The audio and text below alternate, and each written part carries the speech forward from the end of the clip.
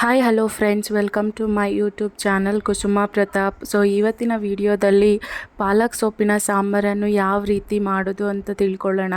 ಮೊದಲಿಗೆ ಪಾಲಕ್ ಸೊಪ್ಪನ್ನು ಚೆನ್ನಾಗಿ ಬಿಡಿಸ್ಕೊಂಡು ಅದನ್ನು ವಾಟರಲ್ಲಿ ಒಂದು 2-3 ಟೈಮ್ಸ್ ವಾಶ್ ಮಾಡ್ಕೋಬೇಕು. ವಾಶ್ ಮಾಡ್ಕೊಂಡಿದ್ದಾದಮೇಲೆ ಸ್ಟವ್ ಮೇಲೆ ಒಂದು ಪಾತ್ರೆ ಇಟ್ಟು ಅದಕ್ಕೆ ಕ್ಲೀನ್ ಮಾಡಿರುವಂಥ ಪಾಲಕ್ ಸೊಪ್ಪು ಮತ್ತು ಒಂದು ಈರುಳ್ಳಿ, ಒಂದು ಟೊಮ್ಯಾಟೊ, 5ರಿಂದ 6 ಹಸಿಮೆಣಸಿನ್ಕಾಯಿ, ಒಂದು ಚಿಕ್ಕ ಸೈಜ್ ಬೆಳ್ಳುಳ್ಳಿ ಮತ್ತು ಒಂದು ಸ್ವಲ್ಪ ಕಡಲೆ ಬೀಜ ಎಲ್ಲನೂ ಹಾಕಿ ಸ್ವಲ್ಪ ವಾಟರ್ ಹಾಕಿ ಅದನ್ನು ಚೆನ್ನಾಗಿ ಬೇಯಿಸ್ಕೋಬೇಕು. ಸೊ ಇಲ್ಲಿ ನೀವು ಕಡಲೆ ಬೀಜ ಇಷ್ಟ ಇಲ್ಲ ಅಂದರೆ ಸ್ಕಿಪ್ ಮಾಡಿ, ಅದು ನಾವು ರುಬ್ತೀವಲ್ವ ಎಲ್ಲ ಬೆಂದಿದ್ದಾದಮೇಲೆ ಸೊ ರುಬ್ಬೋ ಟೈಮಲ್ಲಿ ಕೊಬ್ಬರಿಯನ್ನು ಸಹ ಯೂಸ್ ಮಾಡ್ಕೋಬೋದು. ಸೊ ಒನ್ಸ್ ಅದೆಲ್ಲ ಸೊಪ್ಪೆಲ್ಲ ಚೆನ್ನಾಗಿ ಬೆಂದಿದ್ದಾದಮೇಲೆ ಸ್ಟವ್ ಆಫ್ ಮಾಡಿಕೊಂಡು ಸೊಪ್ಪಿಂದ ವಾಟರ್ನ ಸಪ್ರೇಟ್ ಮಾಡಿ ಸೊಪ್ಪನ್ನು ಸ್ವಲ್ಪ ಹೊತ್ತು ಹಾರಕ್ಕೆ ಬಿಡಬೇಕು.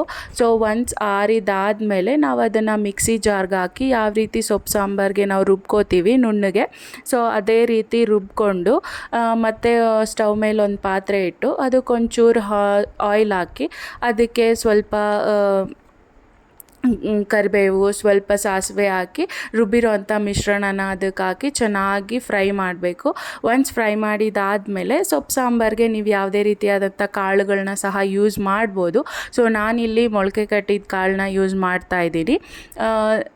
ಈ ಮೊಳಕೆ ಕಟ್ಟಿದ ಕಾಳನ್ನ ಹಾಕಿದಾದಮೇಲೆ ಒಂದು ಸ್ವಲ್ಪ ಹೊತ್ತು ಅದನ್ನು ಚೆನ್ನಾಗಿ ಒಂದು 5 ನಿಮಿಷ ಕುದಿಸಿದಾದಮೇಲೆ ಒಂದು ಕುದಿ ಬಂದಮೇಲೆ ನಾವು ಸ್ಟವ್ ಆಫ್ ಮಾಡಿಕೊಂಡು ಸರ್ವ್ ಮಾಡ್ಕೋಬೋದು.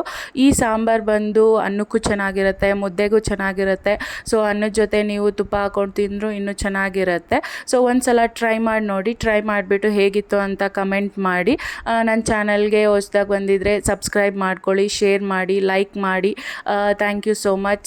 ಇದೇ ರೀತಿಯಾದಂಥ ವಿಡಿಯೋಸ್ಗಾಗಿ ನಾಟಿ ಸ್ಟೈಲ್ ಸಾಂಬಾರ್ ರೆಸಿಪೀಸ್ ಅಥವಾ ಡಿಫ್ರೆಂಟ್ ರೆಸಿಪೀಸ್ಗಾಗಿ ನನ್ನ ಚಾನಲ್ನ ಲೈಕ್ ಮಾಡಿ, ಶೇರ್ ಮಾಡಿ, ಸಬ್ಸ್ಕ್ರೈಬ್ ಮಾಡಿ, ಬೆಲ್ ಬಟನ್ನ ಕ್ಲಿಕ್ ಮಾಡಿ.